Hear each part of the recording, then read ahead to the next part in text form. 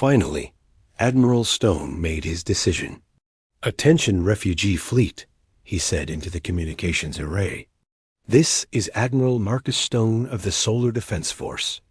We will need time to consult with our government, but humanity has never turned. Away those seeking shelter. Maintain your current course toward the outer system. We will have an answer for you within 12 hours. As the alien voices faded into static, Sarah looked at the star charts showing the approaching refugee fleet. 7,000 ships carrying the last remnants of galactic civilization, fleeing toward humanity's small corner of the universe. Behind them came the silence, an incomprehensible force that erased entire worlds from existence. "Admiral," she said quietly, "what if we cannot protect them? What if the silence follows them here?" Marcus Stone stared out at Jupiter's swirling storms, remembering the violent history that had forged humanity into survivors. "Then they will learn why Earth is called a death world, Captain, and why humans do not surrender." The communication. Bay fell silent, except for the hum of instruments and the distant rumble of the station's life support systems. Outside, Jupiter continued its ancient rotation, indifferent to the cosmic drama unfolding in its shadow. But for the first time in human history, Earth was about to become the last hope of galactic civilization. In 12 hours, humanity would give its answer to the stars. Asterisk, the Death World response 12 hours later, the largest fleet in human history. Accelerated away from Mars, 300 ships of various sizes and configurations formed up in perfect formation, their hulls gleaming in the reflected light of the red planet. At the center of the formation flew the dreadnought Terra's Pride, Admiral Stone's flagship and the most powerful vessel humanity had ever constructed. The decision had come swiftly from Earth's Global Defense Council. Humanity would offer sanctuary to the refugees, but more than that, they would escort the fleeing civilizations to safety.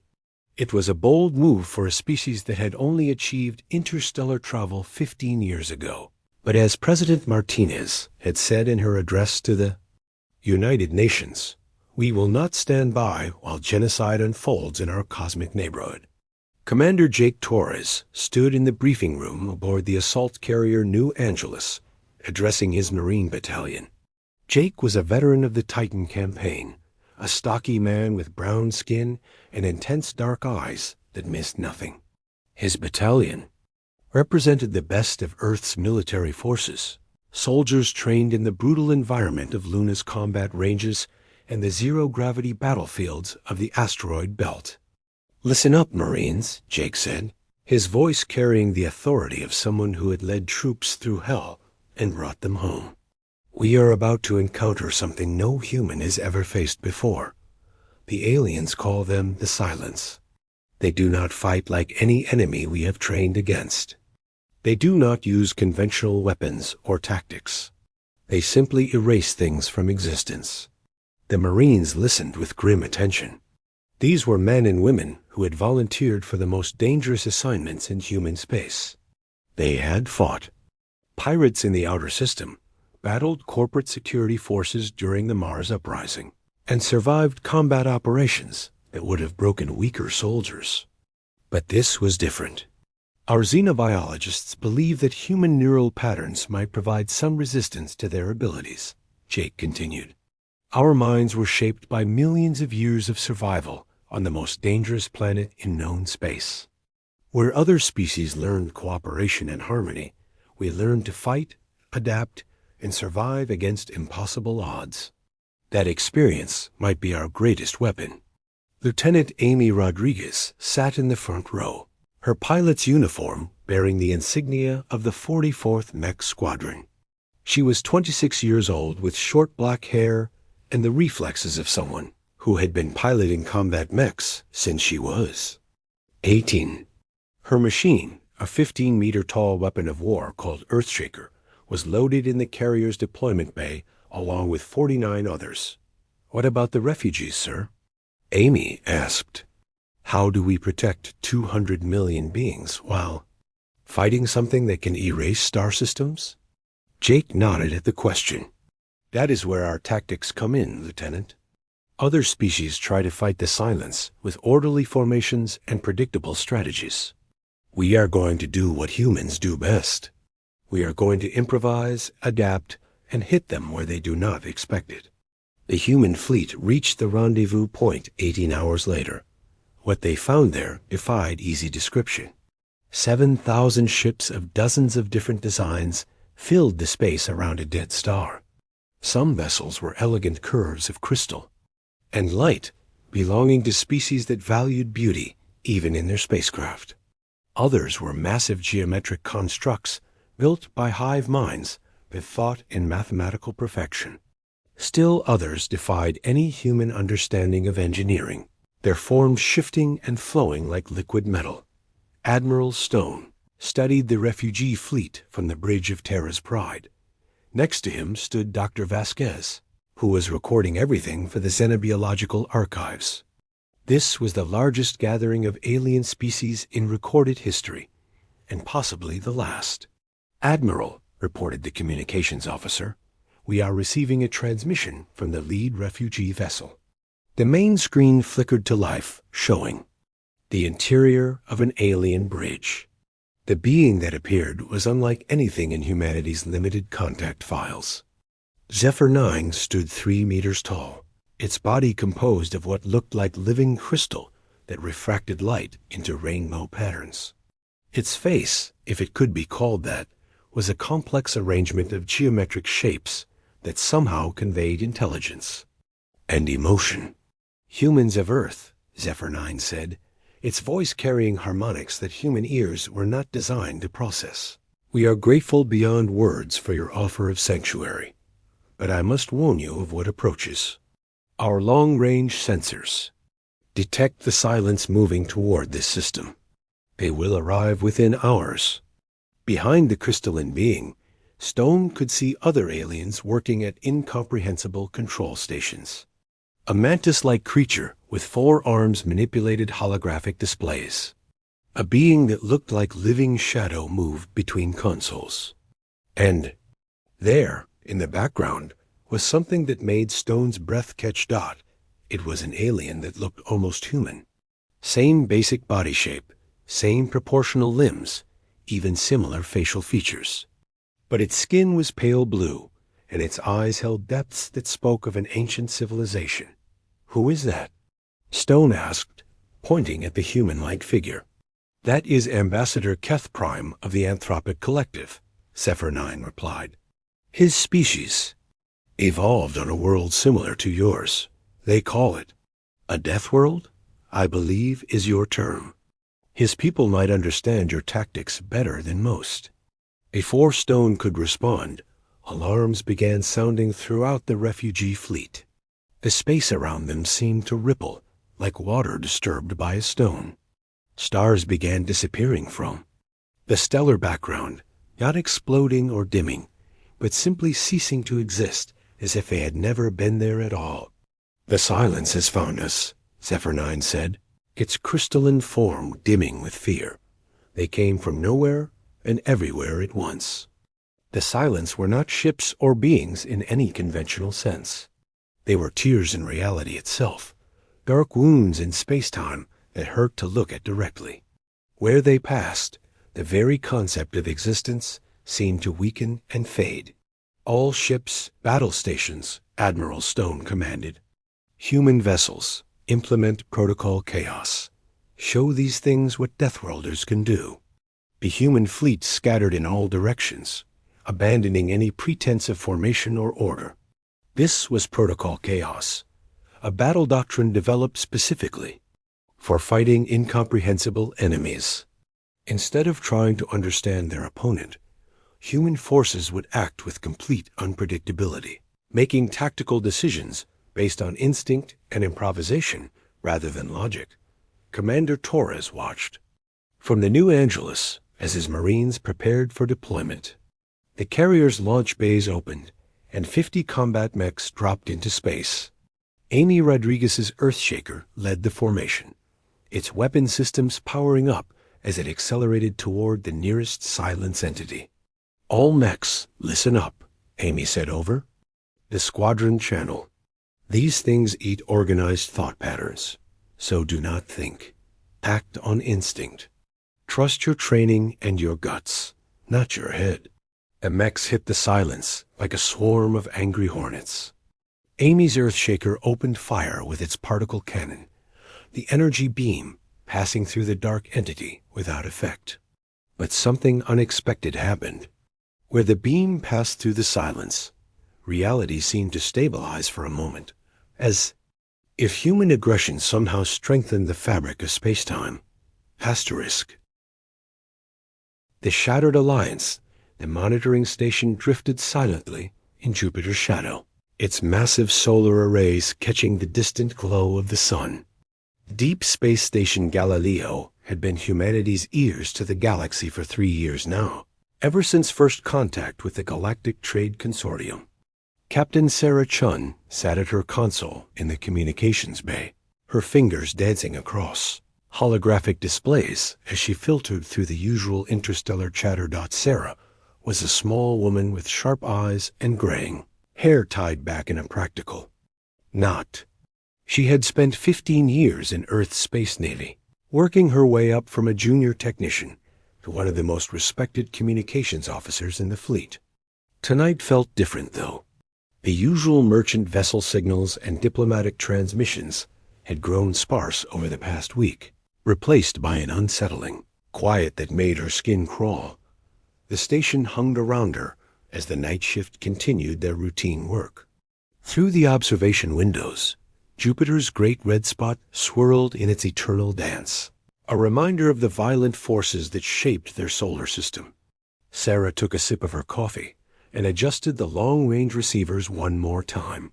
That was when everything changed. A signal pierced through the cosmic background radiation, unlike anything she had ever heard. It was not the clean digital transmission of modern galactic technology, but something raw and desperate. Static crackled with what sounded like multiple alien voices speaking in overlapping languages.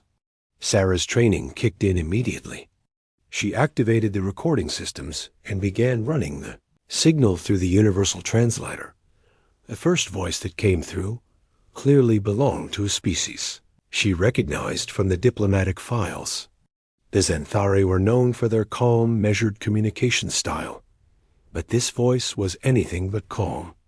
"This is Shipmaster Vel Kun of the Xanthari Exploration Fleet," the alien said, his normally melodic voice cracking with exhaustion.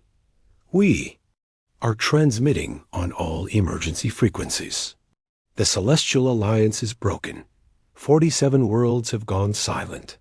A silence has taken them all." Sarah felt her heart skip a beat. The Celestial Alliance was the largest interstellar government in known space, spanning hundreds of star systems and representing dozens of different species. For it to be broken meant something catastrophic had happened.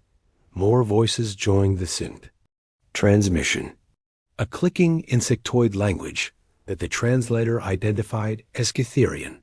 The deep, rumbling tones of the stone-like granite folk, the high-pitched harmonics of the energy beings called Lumina.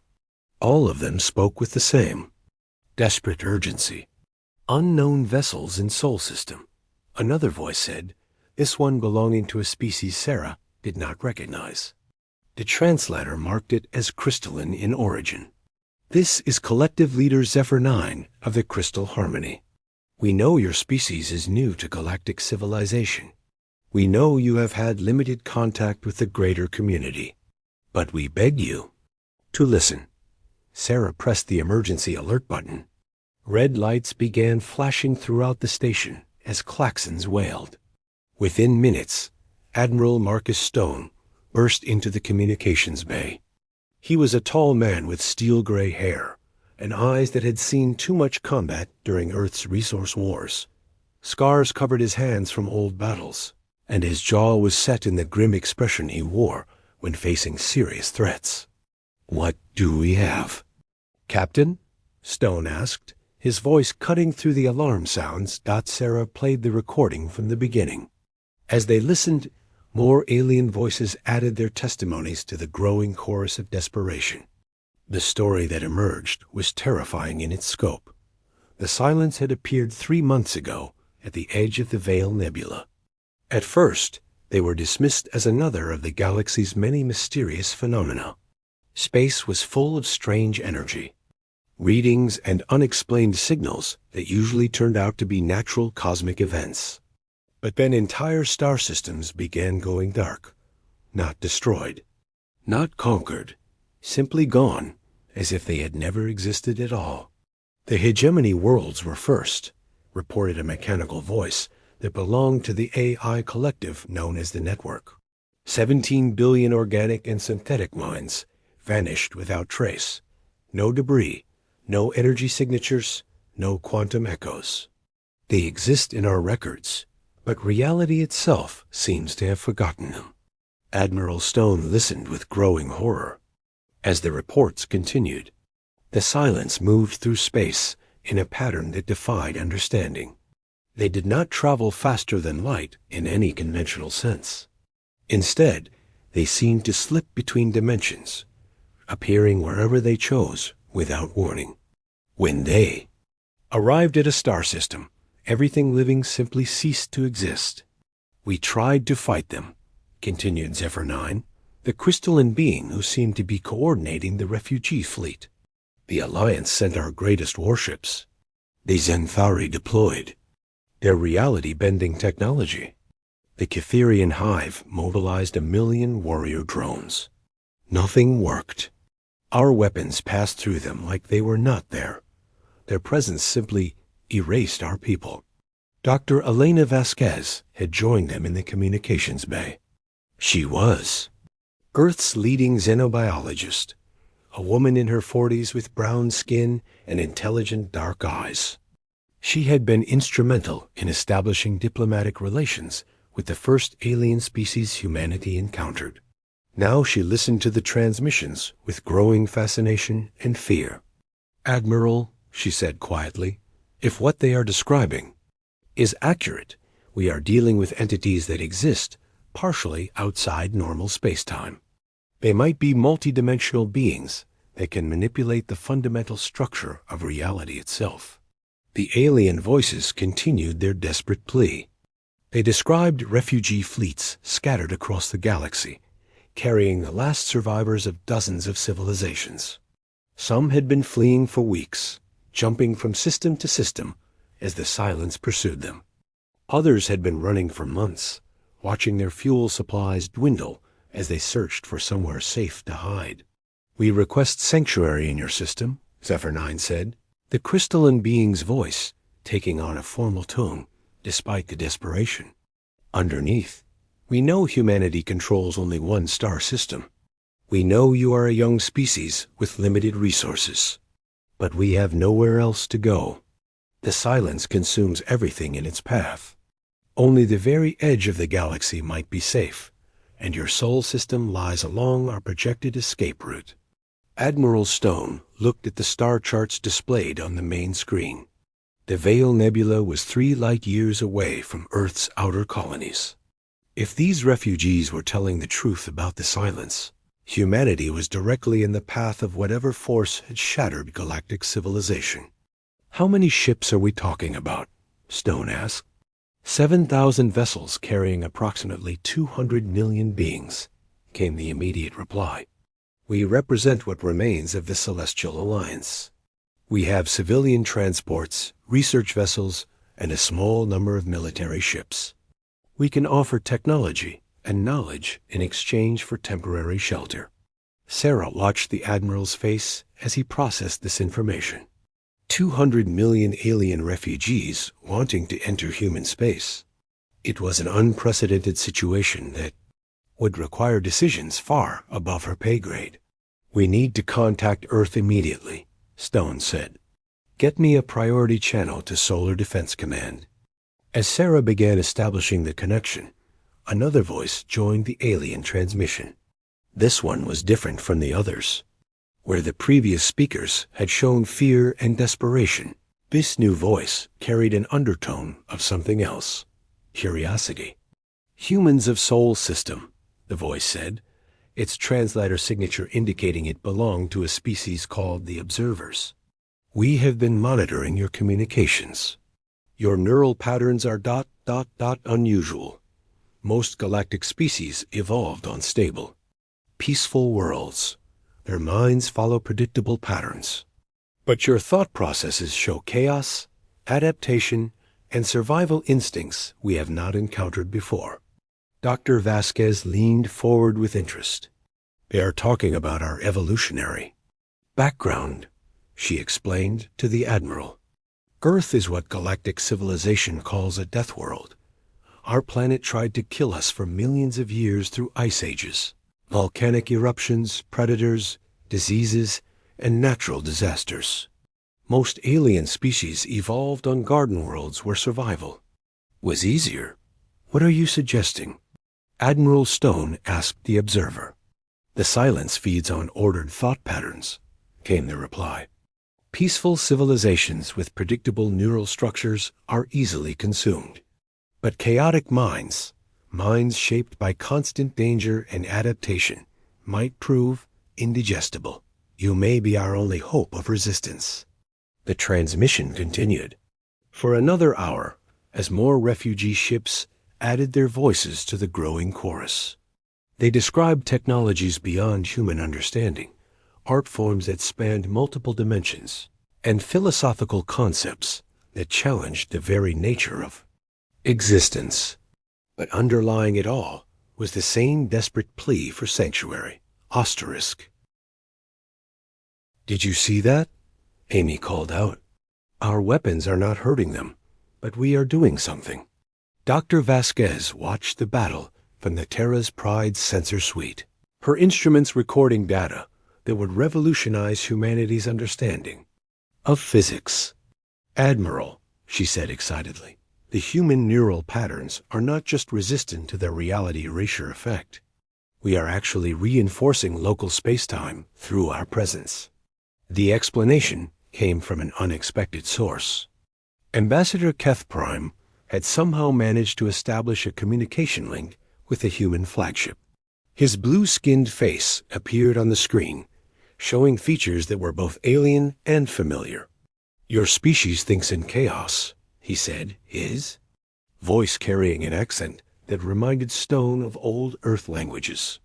"My people learned this during our own world's trials. Ordered minds create predictable quantum patterns. But minds shaped by constant survival challenges create quantum chaos. The silence feeds on order, but chaos makes them ... sick." Stone understood immediately. All ships maintain chaotic attack patterns. Do not coordinate your actions. Fight. Like humans. The battle that followed defied every principle of military science. Human ships attacked from random angles with no apparent strategy. Marines in powered armor jetted directly at silence entities, firing weapons that had no effect, but somehow weakening the creatures through sheer aggressive intent. Mech pilots like Amy Rodriguez danced through space in patterns that made no logical sense but felt right to their adrenaline-fueled instincts. The refugee fleet watched in amazement as humanity fought beings that had destroyed galactic civilization. Where ordered alien fleets had been swept aside like leaves in a storm, these chaotic humans were holding their ground. "Impossible," whispered a Zenthari observer. "Their tactics make no sense. They are achieving no direct damage. How are they winning?" The answer came as more silence entities began retreating. Their reality-warping abilities were being disrupted by the quantum chaos generated by human thought patterns. Every random decision, every instinctive action, every moment of pure human stubbornness added to the interference field that made existence painful for the Yussa multidimensional beings. Commander Torres led a direct assault on the largest silence entity, his Marines using jetpacks to fly in seemingly random patterns around the creature. They fired their weapons continuously, not aiming for any particular effect, but simply acting on the aggressive instincts that had kept humanity alive for millions of years. "Keep moving," Torres shouted to his troops. Do not let them predict. Your actions. Fight like your ancestors fought saber-toothed tigers. The largest silence entity began to flicker and fade. For the first time since their appearance in the galaxy, one of these cosmic horrors was retreating from a direct confrontation. But as it fled, it somehow communicated its findings to others of its kind. The message was simple and terrifying. The humans were the return of the adversary. Throughout the battle, Zephyr 9 coordinated the refugee fleet's movements, keeping the civilian ships away from combat while marveling at the human tactical display. The crystalline being had lived for over 2,000 years and had witnessed the rise and fall of dozens of civilizations. But it had never seen anything like this. Their entire species fights like berserkers, Zephyr 9 observed to its fellow commanders. They show no fear of death, no hesitation in the face of incomprehensible power. They simply attack with everything they have. Ambassador Keth Prime nodded in agreement. My people had legends of the first Death World, a planet so violent that it created the ultimate survivors. I believe them to be myths, but watching these humans fight, I think the legends might be true. The battle lasted for 6 hours. When it ended, the Silence had retreated deeper into the galaxy, their reality-warping abilities disrupted by the quantum chaos of human consciousness. Not a single human ship had been lost, though many had taken damage from pushing their systems. Beyond safe limits, Admiral Stone surveyed the aftermath from his flagship's bridge. The refugee fleet was safe, for now. But more importantly, humanity had proven something that would change the galaxy forever. Earth's children were not just survivors. They were the immune system the universe had developed against forces that sought to erase existence itself. Set course for Sol System, Stone ordered. We are going home, and we are taking our new friends with us. As the combined fleet began its journey toward Earth, communications channels buzzed with excitement and wonder. Alien scientists wanted to study human neural patterns. Refugee leaders offered technologies and knowledge in exchange for protection. And somewhere in the depths of space, the Silence contemplated this new development with something approaching. Fear. Humanity had announced its presence to the galaxy not as conquerors or diplomats, but as guardians. The last hope of countless civilizations now flew, under the protection of a species that refused to accept the impossible. The Death Worlders had found their purpose among the stars. Asterisk.